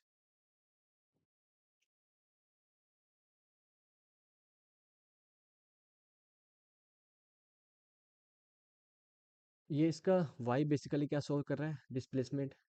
ठीक है, u initial velocity, g acceleration due to gravity. ठीक है, हम लोग को force पूछा है। Force को अगर हम निकालना चाहें तो फोर्स क्या होता है? Mass into acceleration. ठीक है, मास m दिया हुआ है, हम लोग को एक्सीलरेशन फाइंड करना है। अब तुम समझो एक्सीलरेशन फाइंड कैसे करेगा। तुम लोग इक्वेशन ऑफ मोशन में बेसिकली पढ़ा होगा कि अगर डिस्प्लेसमेंट दिया हुआ है टाइम के इक्वेशन में और हमको वेलोसिटी फाइंड करना है, तो वेलोसिटी क्या होता है? dy बाई डी टी या फिर dx बाई डी टी। इसमें y के टर्म में डिस्प्लेसमेंट दिया है तो dy बाई डी टी, या फिर dx बाई डी टी अगर डिस्प्लेसमेंट है तो, ठीक है। तो सबसे पहले वेलोसिटी को हम फाइंड करेंगे टाइम के रिस्पेक्ट में, फिर अगर एक्सेलरेशन फाइंड करना है तो वो क्या हो जाएगा, db बाई डी टी। तो सबसे पहले इसको हम डिफ्रेंशिएट करते हैं, dy बाई डी टी, ठीक है। तो dy बाई डी टी क्या हो जाएगा, ut का डिफ्रेंशिएशन क्या हो जाएगा t के रिस्पेक्ट में, u हो जाएगा, प्लस हाफ g, ये तो कांस्टेंट है, t स्क्वायर का डिफ्रेंशिएशन क्या हो जाता है, 2t, ठीक है। ये 2 और ये 2 कैंसिल हो जाता है। तो यहाँ से देख सकते हैं कि dy बाई डी टी जो है वो क्या है, u प्लस जी टी, ठीक है। और dy बाई डी टी जो होता है वो बेसिकली वेलोसिटी होता है, rate of change in displacement क्या होता है, वेलोसिटी। वो है हमारा u प्लस जी इंटू टी, ठीक है। अगर हम रेट ऑफ, हमको एक्सेलरेशन फाइंड करना है, अगर हम rate of change in velocity find कर ले तो एक्सेलरेशन को फाइंड हो जाएगा, मतलब dv बाई डी टी। दोनों तरफ हम फिर से डिफ्रेंशिएट करते हैं टाइम के रिस्पेक्ट में, तो dv बाई डी टी क्या हो जाएगा, ये u तो कांस्टेंट है, इनिशियल वेलोसिटी कुछ कांस्टेंट टर्म होगा, तो कांस्टेंट का डिफ्रेंशिएशन क्या हो जाएगा, 0, प्लस g तो कांस्टेंट है, ये कांस्टेंट बाहर आ जाएगा, और t का डिफ्रेंशिएशन t के रिस्पेक्ट में क्या हो जाएगा, 1, ठीक है। तो dv बाई डी टी जो बेसिकली होता है वो एक्सेलरेशन होता है, और एक्सेलरेशन आ गया g, ठीक है। अगर एक्सेलरेशन g है तो फोर्स क्या हो जाएगा, m इंटू जी हो जाएगा, तो फोर्स m इंटू जी हो गया, ठीक है। नेक्स्ट क्वेश्चन देखेंगे, इसमें पूछा है रोलिंग फ्रिक्शन इज, भेज देंगे भेज देंगे भेज देंगे, ठीक। इसे पूछा है रोलिंग फ्रिक्शन इज, इसमें ऑप्शन को तुम अगर ध्यान से देखेगा, लिखा है less than sliding friction, more than sliding friction, equal to sliding friction, none of these. तुम बेसिकली समझना कि फ्रिक्शन का कॉन्सेप्ट क्या होता है। तुम लोग कभी बताया कि इस पे मान लो कोई सा फोर्स लगाएंगे, तो इस पे कुछ अपोजिंग फोर्स एक्ट करता है जो कि फ्रिक्शनल फोर्स होता है, जो किसके बराबर होता है, न्यू इनटू ये जो नॉर्मल रिएक्शन लगता है उसके बराबर, ठीक है। और ये नॉर्मल रिएक्शन mg को बैलेंस कर रहा है, तो फ्रिक्शनल फोर्स जो होता है वो न्यू इंटू mg के बराबर होता है, ठीक है। अब ये फ्रिक्शनल फोर्स लग क्यों रहा है, क्योंकि इन दोनों बॉडी के बीच में कांटेक्ट है, ठीक है। इन दोनों बॉडी के बीच में कांटेक्ट है, तो समझना जितना ज़्यादा कांटेक्ट रहता है न्यू का वैल्यू उतना ज़्यादा रहता है। तुम ये दोनों सरफेस को अगर इमेजिन करेगा, मान लो ये सरफेस है, ठीक है, मास का, और ये सरफेस है ग्राउंड का। अगर इन दोनों के बीच में जितना ज़्यादा कांटेक्ट रहेगा, ठीक है, कांटेक्ट जितना ज़्यादा रहेगा उतना ज़्यादा न्यू रहेगा और उतना ज़्यादा फ्रिक्शनल फोर्स रहेगा, ठीक है। अब मान लो कोई सा बॉडी अगर रुका हुआ है, स्लाइडिंग फ्रिक्शन मतलब उसको हम स्लाइड कर रहे हैं, ठीक है, स्लाइड कर रहे हैं। और कोई सा बॉडी रोल कर रहा है, मतलब ये रोल कर रहा है, ठीक है। तो तुम समझना कांटेक्ट किस में ज़्यादा होगा, रोलिंग फ्रिक्शन, रोल करेंगे बॉडी को तब कि स्लाइड करेंगे तब। कोई बॉडी को तुम ऐसे भी समझ सकता है, कोई सा बॉडी को स्लाइड करना ज़्यादा आसान है कि रोल करना ज़्यादा आसान है। व्हील का कॉन्सेप्ट आया ही क्यों था, क्योंकि रोलिंग ज़्यादा आसान है स्लाइडिंग के केस में। स्लाइडिंग के कंपैरिजन में रोलिंग ज़्यादा आसान है, क्योंकि उस पे जो फ्रिक्शन लगता है वो रोलिंग में, रोलिंग फ्रिक्शन जो होता है वो कम होता है स्लाइडिंग फ्रिक्शन से। ये इसका जो कांटेक्ट होता है वो कम होता है, ठीक है, स्लाइडिंग फ्रिक्शन के, ये रोलिंग फ्रिक्शन के केस में। तो इसीलिए तुम इसको ऐसे समझ सकता है, रोलिंग फ्रिक्शन जो होता है वो लेस देन स्लाइडिंग फ्रिक्शन होता है, ठीक है। 25 नंबर क्वेश्चन अगर देखेंगे, इसमें क्या बोला है, a block of mass M is placed on a flat surface. मान लो कोई सा भी फ्लैट सरफेस है, उस पे एम मास को प्लेस किए हैं, ठीक है। अब force is applied to move it parallel to the surface, ये सरफेस है, पैरेलल टू द सरफेस से मूव करवाने के लिए हम फोर्स अप्लाई किए, ठीक है। The frictional force developed is proportional to, frictional force किसके प्रोपोर्शनल होता है, ठीक है। तो अभी तुम लोग को बताया था फ्रिक्शनल फोर्स जो होता है वो न्यू इनटू नॉर्मल रिएक्शन होता है। नॉर्मल रिएक्शन को बेसिकली क्या कौन बैलेंस करता है, ये नीचे mg लगता है, इस पे नॉर्मल रिएक्शन लगाएगा जो कि टेबल इस पे लगाएगा या फिर जो फ्लोर है उस पे लगाएगा, ठीक है, नॉर्मल रिएक्शन। और ये नॉर्मल रिएक्शन बेसिकली mg को बैलेंस करता है। तो अगर हम फ्रिक्शनल फोर्स मैक्सिमम वैल्यू लिखना चाहेंगे वो, तो वो क्या हो जाएगा, न्यू इंटू mg हो जाएगा। तुम यहाँ से देख सकता है कि फ्रिक्शनल फोर्स जो है वो मास के डायरेक्टली प्रोपोर्शनल होता है। जैसे पूछा square of the mass of the body, नहीं, एम स्क्वायर रहता है तब होता है इसका answer. Mass of the body reciprocal, क्या इनवर्स प्रोपोर्स इनवर्सली प्रोपोर्शनल है, नहीं, रेसिप्रोकल मतलब 1/m के प्रोपोर्शनल है, नहीं। तो इसका जो फाइनल आंसर हो जाएगा क्या हो जाएगा, मास ऑफ द बॉडी, क्योंकि फ्रिक्शनल फोर्स जो है वो न्यू इंटू एम इंटू जी है, प्लस फ्रिक्शनल फोर्स है वो डायरेक्टली प्रोपोर्शनल है मास के, ठीक है, mass of the body. 26 number question देखेंगे, इसमें पूछा है movement of linear momentum is, ठीक है। तो तुम लोग को अभी जब लीनियर मोमेंटम और एक कॉन्सेप्ट बताए थे कि मोमेंटम जो होता है, लीनियर मोमेंटम, वो होता है मास इनटू वेलोसिटी, ठीक है। और उसका जब हम मूवमेंट लेंगे तो वो बेसिकली एंगुलर मोमेंटम हो जाता है। मूवमेंट ऑफ लीनियर मोमेंटम जो होता है वो एंगुलर मोमेंटम होता है, ये याद रखना। एंगुलर मोमेंटम को एल से डिनोट करते हैं, और अभी इसका फॉर्मूला बताया था कि मास के एनालॉग जो टर्म होता है वो मूवमेंट ऑफ इनर्शिया होता है, और वेलोसिटी के एनालॉग जो होता है वो क्या होता है, एंगुलर वेलोसिटी। तो ये क्या हो जाता है, मोमेंट ऑफ इनर्शिया। ये रोटेशन में तुम लोग और अच्छे से समझेगा, ठीक है। और ये क्या हो जाता है,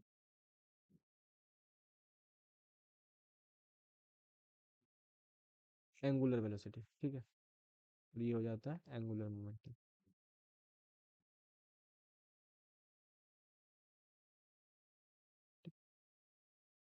तो मोमेंट ऑफ लीनियर मोमेंटम जो होता है उसको याद रखना, एंगुलर मोमेंटम होता है, ठीक है। 22 नंबर क्वेश्चन देखेंगे, इसमें क्या पूछा है, a force of 0.04 newton act on a body of mass 1 kg, the acceleration of the body is. तो लोग सेकेंड लॉ ऑफ मोशन में पढ़ा होगा, F is equal to M A, ठीक है। तो अगर हम एक्सीलरेशन फाइंड करना चाहें तो क्या हो जाएगा, एफ नेट बाय नेट मास, ठीक है। नेट फोर्स जो है वो क्या है, 0.04 न्यूटन, और मास कितना है, 1 kg, ठीक है। और ये न्यूटन है, तो एक्सीलरेशन क्या हो जाएगा, 0.04 न्यूटन पर केजी, या फिर 0.04। एक्सीलरेशन का यूनिट क्या होता है, मीटर पर सेकेंड स्क्वायर, ठीक है। इसका फाइनल आंसर जो हो जाएगा वो 0.04 हो जाएगा, ठीक है। नेक्स्ट क्वेश्चन देखेंगे, इसमें पूछा था frictional force acting between two bodies. Frictional force जो होता है वो क्या होता है, न्यू इनटू नॉर्मल रिएक्शन।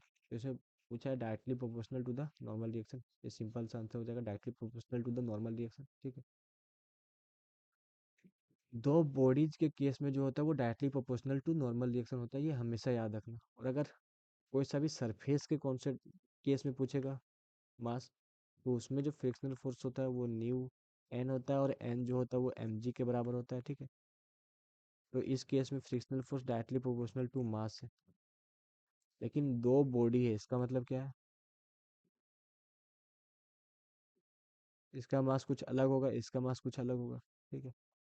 दो बॉडी है, इसके बीच कुछ फ्रिक्शन है मान लो, तो ये जो फ्रिक्शन है, तो वो जो फ्रिक्शन होता है वो क्या होता है, न्यू इनटू नॉर्मल रिएक्शन। ये जो नॉर्मल रिएक्शन है बेसिकली एक दूसरे पे इक्वल और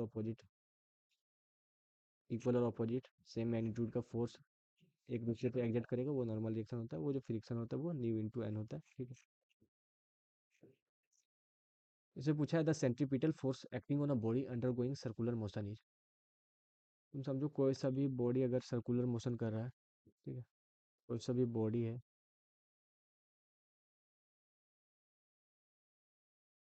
अगर वो सर्कुलर पाथ में रोटेट कर रहा है, ठीक है, बी वेलोसिटी से, तो उसके सेंटर की ओर एक फोर्स लगता है जिसको हम लोग सेंट्रीपिटल फोर्स बोलते हैं, ठीक है। और ये सेंट्रीपिटल फोर्स किसके बराबर होता है, M B square by R के बराबर, ठीक है। इसको याद रखना, सेंट्रीपिटल फोर्स जो होता है वो क्या होता है, M B square by R.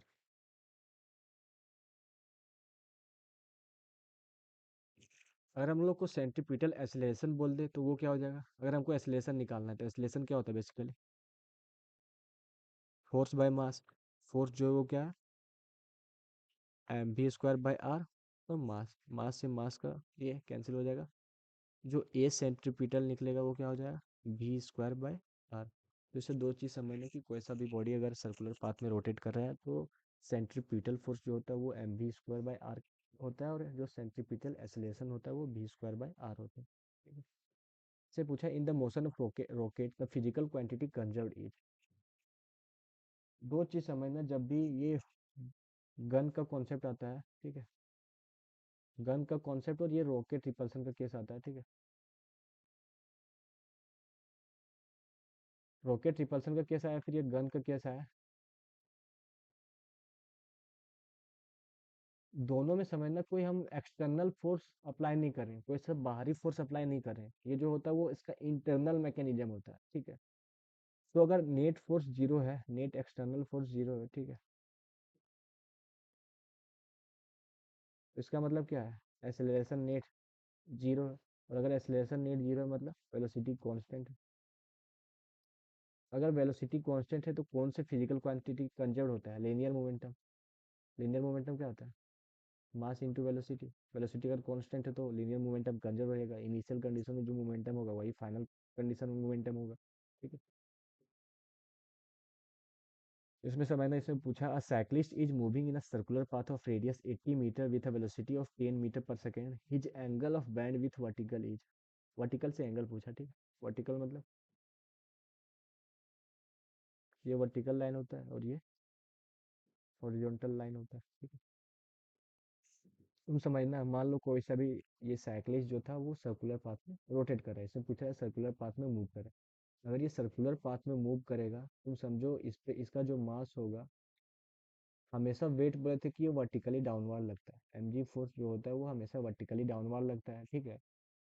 और इस पे जो रिएक्शन फोर्स लगता है कोई सी भी बॉडी पे, रिएक्शन फोर्स हमेशा याद रखना, कोई सा बॉडी है उस पे वेट जो लगता है वर्टिकली डाउनवर्ड लगता है हमेशा। और नॉर्मल फोर्स जो लगता है वो उस बॉडी के परपेंडिकुलर लगता है, हमेशा याद रखना।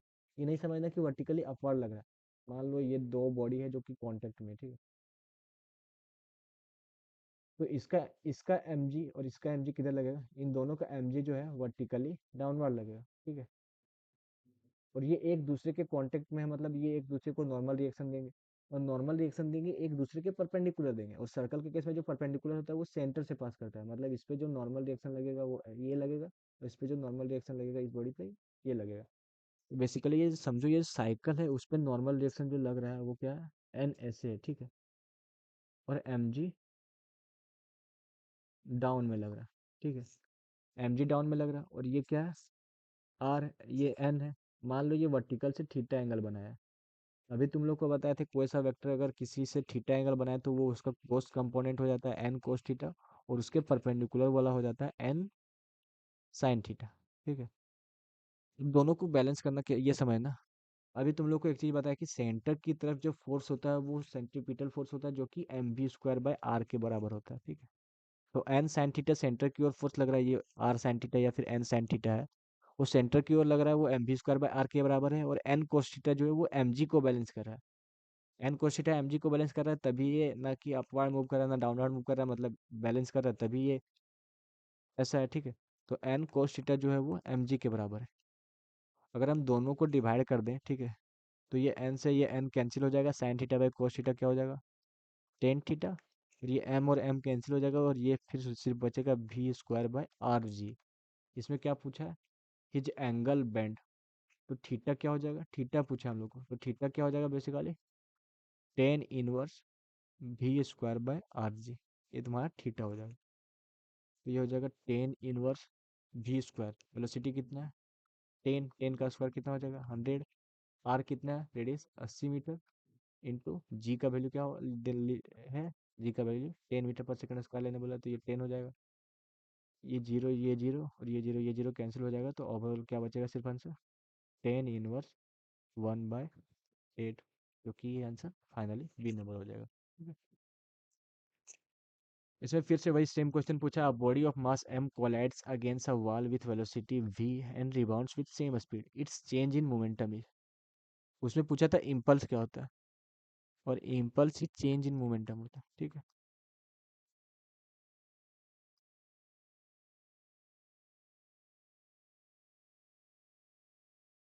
ठीक है।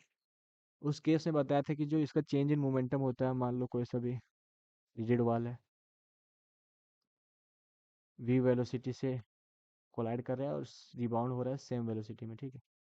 तो इसका जो चेंज इन मोमेंटम या फिर इम्पल्स होता है वो क्या होता है? -2m वी वेक्टर होता है। ठीक। या फिर यू वेक्टर से ज़्यादा तो वी वेक्टर होता है। लेकिन इसमें माइनस का टर्म कहीं नहीं दिया, इसमें नन ऑफ दी भी नहीं है। तो इसमें बेसिकली ये जो मैग्नीट्यूड है ये मैग्नीट्यूड दे दिया। ठीक है। 2m भी। और ये माइनस बेसिकली डायरेक्शन होता है। ठीक है। तो इसमें जो फाइनल आंसर हो जाएगा वो 2 MB हो जाएगा। अगर मैं कहीं पे -2 MB दिया रहता है और 2 MB भी दिया रहता है तो उस केस में जो आंसर होता है हमारा वो -2 MB होता है। ठीक है। उसे पूछा है area under force displacement curve represents. अभी तुम लोग को जब एरिया अंडर का कंसेप्ट बताए थे उस केस टाइम बताए थे कि जो area under force displacement curve होता है वो होता है वर्क डन। और जब तुम वर्क एनर्जी पावर पढ़ोगे तभी ये पता चलेगा कि area under force displacement curve क्या रिप्रेजेंट करता है, वर्क डन। तुमसे तुम लोग पढ़ा होगा वर्क डन जो होता है वो फोर्स और डिस्प्लेसमेंट का डॉट प्रोडक्ट होता है। अगर छोटा सा वर्क डन कर रहे हैं मतलब, तो एक फोर्स लगेगा और छोटा सा डिस्प्लेसमेंट हो रहा है, ठीक है। अगर हम नेट वर्क डन निकालना चाहेंगे तो क्या हो जाएगा, इंटीग्रेट करेंगे दोनों साइड, ठीक है। तो ये क्या हो जाएगा, integration of F dot D S. और इंटीग्रेशन बेसिकली क्या डिनोट करता है, area under X Y curve यानी फोर्स डिस्प्लेसमेंट कर्व, यानी area under force displacement curve. तो area under force displacement curve जो डिनोट करेगा, रिप्रेजेंट करेगा, वो वर्क डन को रिप्रेजेंट करेगा, ठीक है।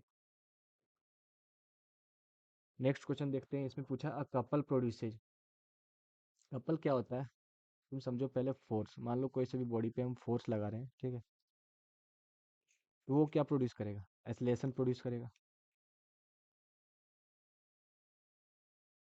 एक्सेलरेशन प्रोड्यूस करेगा मतलब लीनियर मोशन होगा कुछ, ठीक है। कपल क्या होता है, कपल को तुम ऐसे समझना, मान लो ये कोई सा भी रॉड है, ठीक है। कपल होता है पेयर ऑफ फोर्सेज जो कि equal in magnitude but opposite in direction होता है, ठीक है। कपल बेसिकली क्या होता है,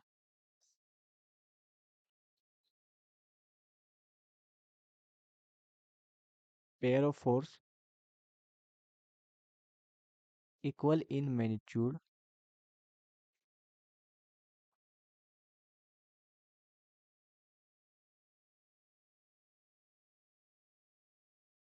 बट अपोजिट इन डायरेक्शन, ठीक है।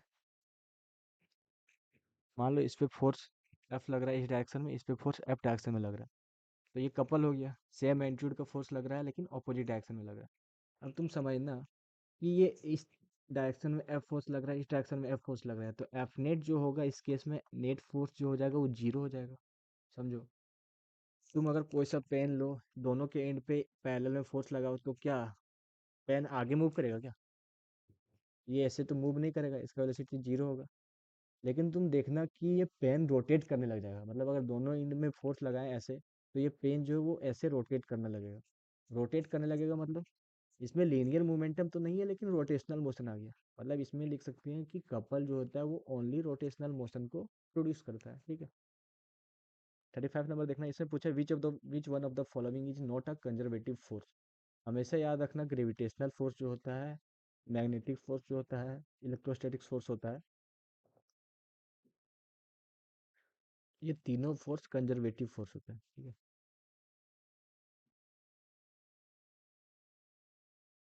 फोर्स ऑफ फ्रिक्शन जो होता है वो नॉन कंजर्वेटिव फोर्स होता है, ठीक है। इसमें पूछा था विच of the following is not a conservative force, तो इसका आंसर जो हो जाएगा वो फोर्स ऑफ फ्रिक्शन हो जाएगा, ठीक है। इसे बोला है Newton second law of motion is. देखो इसमें F is equal to M A नहीं दिया, इसमें क्या दिया हुआ है, F is equal to D P by D T. Rate of change in momentum is directly proportional to the force applied, ठीक है। F is equal to D P by D T. जैसे पूछा है moment of inertia of a circular ring, ये तुम rotation में पढ़ेगा, पता नहीं इसमें कैसे स्लाइड ये ऐड हो गया। Moment of inertia of a circular ring about an axis to its centre and perpendicular to its plane, इस एक्सिस के अबाउट मोमेंट ऑफ इनर्शिया पूछा है। तो रिंग का मोमेंट ऑफ इनर्शिया याद रखना, रिंग का मोमेंट ऑफ इनर्शिया जो होता है वो एम आर स्क्वायर होता है, ठीक है। जैसे पूछा particle moving in a circular path of radius R with velocity v, the centripetal acceleration of the particle is. तुम लोग को अभी बताए थे कि कोई सा भी पार्टिकल अगर सर्कुलर पाथ में मूव कर रहा है तो उस पे जो सेंट्रीपिटल फोर्स होता है वो होता है M V square by R, और जो सेंट्रीपिटल एक्सेलरेशन होता है वो क्या होता है, वी स्क्वायर बाय आर। इसका आंसर क्या हो जाएगा, V square by R, centripetal acceleration पूछा, ठीक है। इसका वैल्यू अगर देखेंगे maximum value of static friction is, तो हम लोग जो F is equal to mu M G find कर रहे थे, ये मैक्सिमम वैल्यू, वो याद रखना कि ये लिमिटिंग फ्रिक्शन होता है। ये क्या होता है, लिमिटिंग फ्रिक्शन होता है। लिमिटिंग फ्रिक्शन मतलब मैक्सिमम फ्रिक्शन, इसके ये लिमिट है, इसके ऊपर ये फ्रिक्शन फोर्स नहीं लगा सकता, इस मैग्नीट्यूड के बाद वो फोर्स नहीं लगा सकता। मैक्सिमम फ्रिक्शनल फोर्स इतना ही लगा सकता है, मतलब maximum value of static friction को हम लोग लिमिटिंग फ्रिक्शन बोल सकते हैं। लिमिटिंग नाम से भी तुम समझ सकते हैं, एक लिमिट है इस फोर्स का जो इस मैग्नीट्यूड तक वो एक्ट करेगा। ठीक है। इसे पूछा large force is acting on a body for a short time, the impulse imparted is equal to change in. तुम लोग को बताया कि इम्पल्स क्या होता है। इम्पल्स जो होता है वो क्या होता है, चेंज इन मोमेंटम, याद रखना हमेशा। इम्पल्स चेंज इन मोमेंटम होता है। वही सेम चीज पूछा है कि large force in is acting on a body for a short time, the impulse imparted is equal to change in momentum. इसका आंसर क्या हो जाएगा, इम्पल्स चेंज इन मोमेंटम।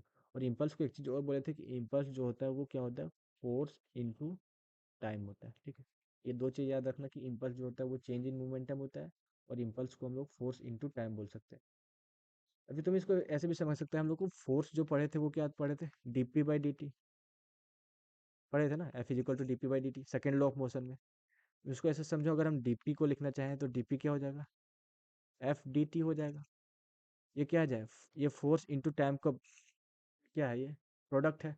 और ये क्या है, चेंज इन मोमेंटम, और चेंज इन मोमेंटम को ही हम लोग क्या बोलते हैं, इम्पल्स। ठीक है।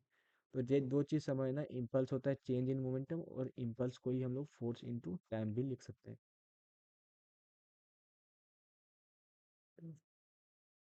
नेक्स्ट क्वेश्चन अगर हम देखेंगे, ठीक है, ये आखिरी क्वेश्चन है। इसमें पुली का क्वेश्चन है, दो पुली से दो मास को अटैच किया गया है, M1 और M2 को, जिसका कुछ मास दिया हुआ है, और पूछा हुआ what is the acceleration of the masses when lift is free to move. जब इसको छोड़ दिए, मूव करवा दिए, तब इसका एक्सेलरेशन कितना होगा। ठीक है। इसको तुम ऐसे समझना, सबसे पहले Newton second law of motion से तुम जानता है F is equal to ma होता है। ठीक है। इसे ये समझना, net force is equal to mass, net mass into net acceleration. ठीक है। अब तुम ये समझो, M2 है ये नीचे की और एक फोर्स लगाएगा M2G। ठीक है। ये स्ट्रिंग है, रोप है, तो रोप जो लगता है वो हमेशा टेंशन फोर्स लगाता है अवे टू द बॉडी, ये हमेशा याद रखना। M1 में भी एक फोर्स लगेगा डाउनवर्ड डायरेक्शन में, M1G, और ये टेंशन फोर्स लगेगा। इसको अगर तुम सिंपल में सॉल्व करना चाहता है तो सिंपल में ऐसे सॉल्व करना, M1 का वैल्यू 5 kg है, M2 का वैल्यू 4.8 kg है। इसका वैल्यू M1 का ज़्यादा है M2 से। मतलब जो पूरा सिस्टम है वो इधर आना चाहेगा, मतलब M1 इधर आना चाहेगा, कुछ एक्सेलरेशन से इधर आएगा, M2 ऐसे ऊपर जाएगा एक्सेलरेशन से।